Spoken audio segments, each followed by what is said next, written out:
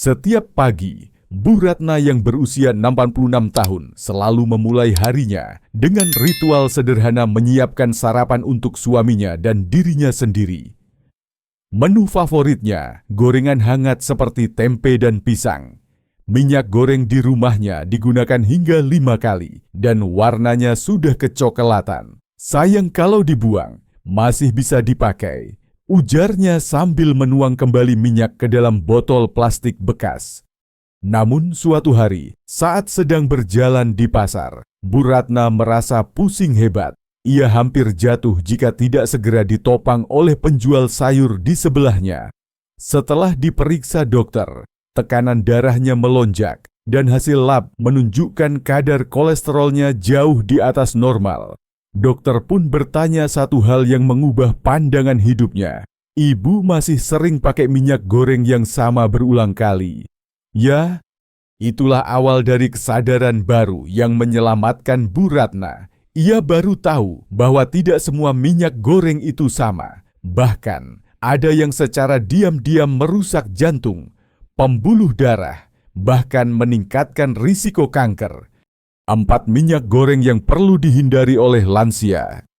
Berikut adalah 4 jenis minyak goreng yang dianggap umum dan sering digunakan, tapi ternyata bisa membahayakan nyawa terutama bagi para lansia. 1. Minyak sawit komersial. Minyak sawit memang murah dan mudah didapat, tapi justru itulah bahayanya. Minyak ini kaya akan lemak jenuh yang bisa memperburuk kolesterol dan mempercepat penyumbatan pembuluh darah. Yang lebih mengkhawatirkan, minyak sawit sangat tidak stabil saat dipanaskan berulang dan menghasilkan senyawa beracun seperti aldehida. Bagi lansia yang sudah memiliki tekanan darah tinggi atau riwayat jantung, penggunaan minyak sawit berulang kali adalah resep pasti menuju bahaya. 2. Minyak kelapa refined. Banyak yang mengira minyak kelapa itu sehat karena alami, tapi kenyataannya, minyak kelapa yang dijual di pasaran umumnya telah melalui proses pemurnian dan pemanasan berulang. Kandungan lemak jenuhnya sangat tinggi, bahkan lebih tinggi dari minyak sawit. Bagi lansia yang butuh menjaga keseimbangan kolesterol, minyak kelapa jenis ini bisa memperburuk keadaan. 3. Minyak bekas pakai. Inilah kesalahan terbesar yang umum dilakukan di dapur. Minyak yang telah digunakan lebih dari 2 kali akan mengandung acrolein, senyawa karsinogenik yang berbahaya bagi tubuh. Warna yang menghitam, bau tengik, dan asap tebal adalah tanda bahwa minyak sudah rusak. Bu Ratna dulunya menganggap wajar menggunakan minyak 5 kali. Kini, ia tidak berani menggunakannya 2 kali pun. 4. Minyak canola refinasi. Meski terdengar modern dan sering dilabeli sehat, banyak produk minyak canola di pasaran sebenarnya telah mengalami proses kimiawi berat, apalagi yang berasal dari tanaman GMO, yang belum jelas dampaknya jangka panjang terhadap manusia. Minyak canola yang tidak murni juga kehilangan banyak kandungan gizi dan bisa membentuk lemak trans jika dipanaskan terlalu lama. Setelah memahami hal ini, Bu Ratna memutuskan untuk mengubah total kebiasaan dapurnya. Ia tak ingin masa tuanya diisi dengan obat dan rumah sakit hanya karena salah memilih minyak. Di bagian selanjutnya, kita akan membahas 4 jenis minyak yang justru menyelamatkan hidup, terutama bagi para lansia yang ingin tetap sehat dan aktif hingga usia lanjut. Setelah berkonsultasi dengan dokter dan mendengar sendiri penjelasan tentang bahaya minyak goreng tertentu, Bu Ratna pulang ke rumah dengan pikiran berkecamuk. Ia merasa cemas, tapi juga semangat untuk memperbaiki apa yang selama ini salah. Ia lalu mulai mencari tahu jenis minyak apa yang sebenarnya aman digunakan, terutama bagi lansia seperti dirinya. Tak butuh waktu lama, ia mulai menemukan informasi yang membuka matanya. Ternyata ada beberapa jenis minyak yang bukan hanya aman, tapi bahkan bisa membantu menurunkan kolesterol, menjaga kesehatan jantung, dan meningkatkan kualitas hidup secara keseluruhan. 4 minyak goreng yang aman dan bisa menyelamatkan hidup lansia. Inilah daftar 4 jenis minyak goreng yang sebaiknya mulai masuk ke dapur Anda bukan hanya soal rasa, tapi soal umur panjang dan kesehatan yang layak dijaga. 1. Minyak zaitun ekstra virgin. Minyak zaitun dikenal sebagai minyak nomor 1 dalam diet Mediterania yang terkenal dapat memperpanjang umur. Versi terbaiknya adalah extra virgin olive oil karena tidak mengalami proses pemanasan atau penyulingan berlebihan sehingga nutrisi alaminya tetap terjaga. Kandungan lemak tak jenuh tunggal di dalamnya dapat membantu menurunkan kadar kolesterol jahat dan meningkatkan kolesterol baik. Selain itu, minyak ini kaya antioksidan yang melindungi pembuluh darah dari kerusakan. Namun, perlu diingat minyak zaitun tidak cocok untuk menggoreng dengan suhu tinggi. Gunakan untuk menumis ringan atau sebagai dressing salad. 2. Minyak alpukat. Bu Ratna baru pertama kali mendengar minyak alpukat dari anaknya yang tinggal di luar negeri. Tapi setelah mencobanya, ia langsung jatuh hati. Teksturnya ringan, rasanya netral, dan yang paling penting tahan terhadap suhu tinggi. Minyak alpukat mengandung vitamin E, lemak tak jenuh tunggal, dan fitosterol yang sangat baik untuk menjaga kesehatan jantung. Ini adalah pilihan yang sangat baik untuk menggoreng atau memanggang karena titik asapnya yang tinggi. 3. Minyak wijen. Walau harganya sedikit lebih mahal, minyak wijen dikenal sejak lama dalam pengobatan tradisional Asia. Kandungan sesamin dan sesamol dalam minyak wijen berfungsi sebagai antioksidan alami, melindungi tubuh dari stres oksidatif dan peradangan. Minyak ini juga memiliki aroma khas yang membuat masakan menjadi lebih harum. Cocok untuk menumis sayuran dan sebagai pelengkap masakan, namun sebaiknya tidak digunakan untuk deep frying. 4. Minyak biji anggur grapeseed oil. Minyak ini berasal dari biji anggur yang biasanya dibuang dalam proses pembuatan anggur. Namun, siapa sangka minyak ini kaya akan lemak tak jenuh ganda dan vitamin E. Ia juga memiliki titik asap tinggi, menjadikannya pilihan aman untuk memasak dalam suhu sedang hingga tinggi. Bagi lansia yang ingin menjaga jantung tetap sehat dan mengurangi risiko peradangan, minyak biji anggur bisa menjadi alternatif yang sangat baik. Bu Ratna kini memiliki 4 botol kecil minyak berbeda di rak dapurnya. Ia tidak lagi terpaku pada satu jenis saja, melainkan menggunakan minyak yang sesuai dengan kebutuhan masakan. Menumis sayur dengan minyak wijen, membuat salad dengan minyak zaitun, dan sesekali menggoreng tahu dengan minyak alpukat. Tak harus mahal setiap hari, yang penting tahu kapan dan bagaimana menggunakannya, ucapnya sambil tersenyum bangga. Tapi perubahan ini tidak akan berhasil jika tidak dibarengi dengan perubahan cara berpikir dan pengelolaan dapur secara menyeluruh. Di bagian selanjutnya, kita akan membahas kesalahan umum saat menggunakan minyak sehat yang justru bisa membalik manfaatnya jadi bahaya, dan bagaimana cara menyimpan serta menggunakannya dengan benar agar manfaatnya maksimal. Perubahan besar yang dilakukan Bu Ratna memang membawa hasil. Dalam 2 bulan, tekanan darahnya mulai stabil, kolesterol menurun, dan tubuhnya terasa lebih ringan. Namun, bukan berarti semua sudah sempurna. Dokter kembali mengingatkan minyak sehat pun bisa berbahaya jika digunakan dengan cara yang salah. Ucapan itu membuat Bu Ratna terdiam. Ia pikir, asal minyaknya sehat, maka apapun yang digoreng akan tetap aman. Tapi ternyata, ada banyak kesalahan umum yang sering dilakukan saat menggunakan minyak sehat, dan jika tidak dihindari, bisa membalikkan manfaatnya menjadi bumerang. Kesalahan umum yang sering dilakukan saat menggunakan minyak sehat. 1. Menggunakan suhu terlalu tinggi.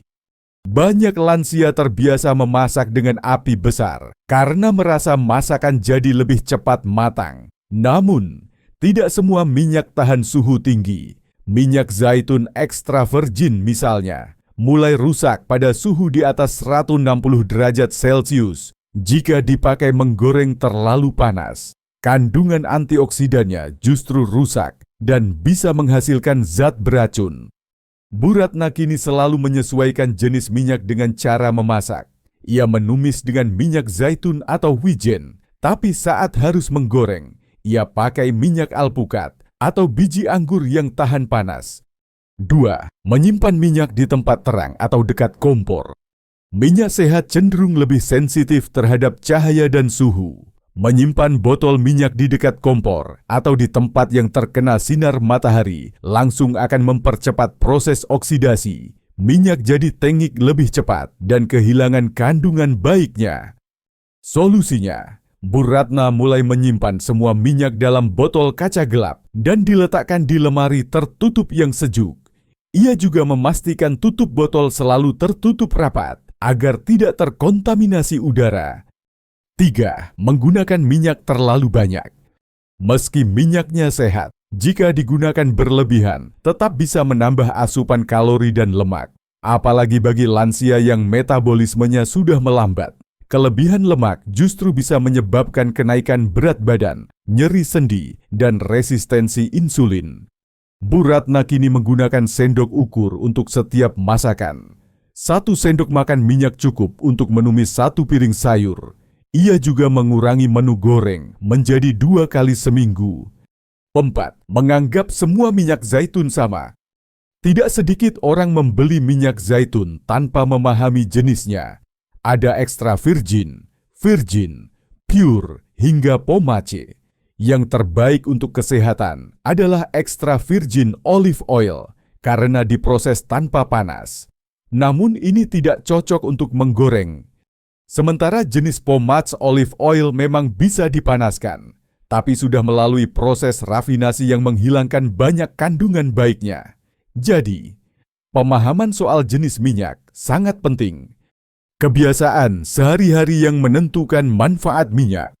Setelah belajar dari kesalahan-kesalahan tersebut, Bu Ratna mulai menerapkan pola baru. Ia menyiapkan menu harian dengan kombinasi metode masak kukus, rebus, panggang, dan sedikit tumis. Minyak hanya digunakan sesuai kebutuhan dan tidak pernah dipakai ulang.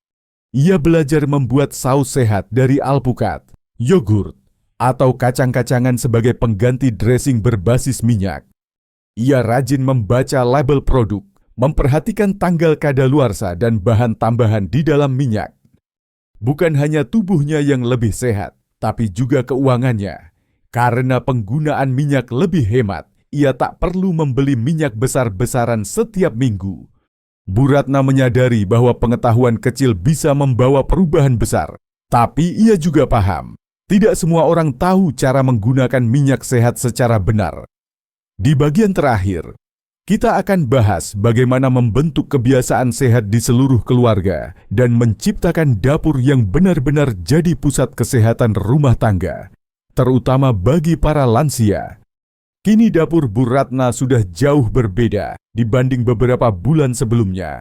Tidak ada lagi minyak bekas di dalam botol plastik.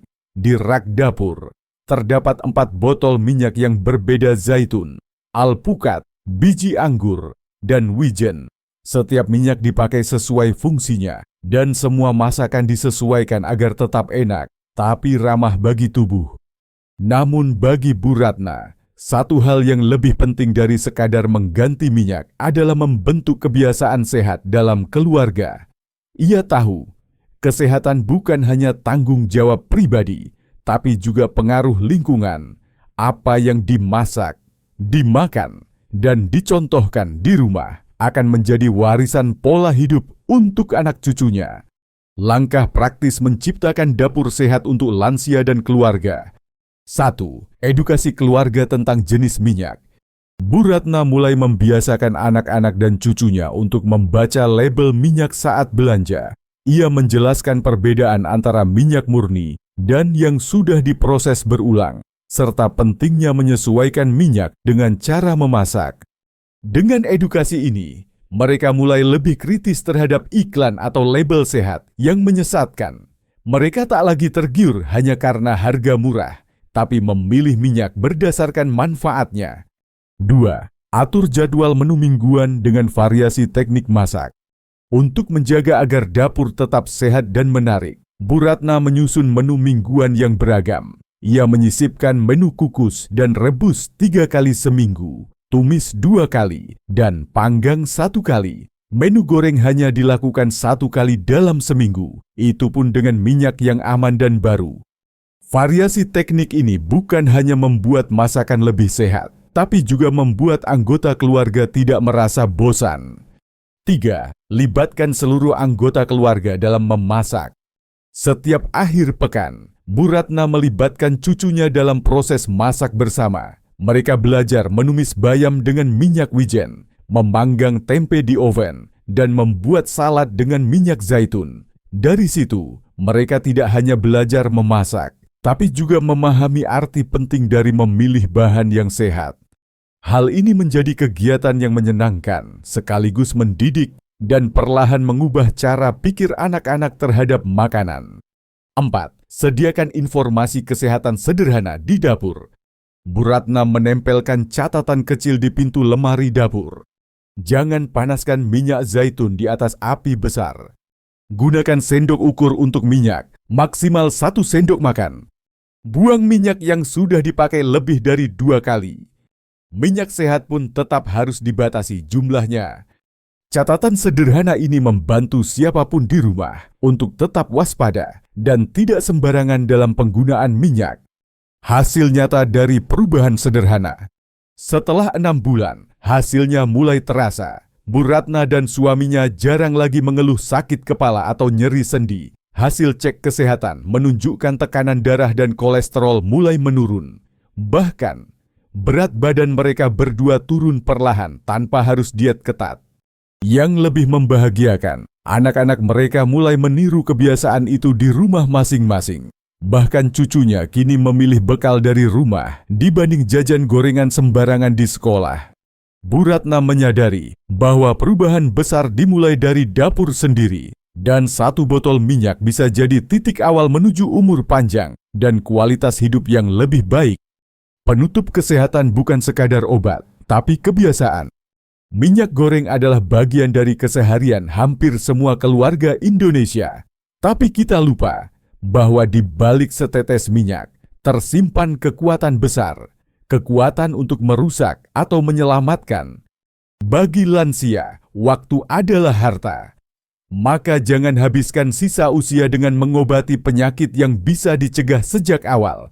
Pilih minyak yang tepat, gunakan dengan bijak. Dan ubahlah dapur menjadi pusat penyembuhan bukan sumber penyakit. Karena di usia senja, kita tidak mencari kemewahan. Kita hanya ingin tubuh yang kuat, pikiran yang jernih, dan waktu lebih lama bersama keluarga.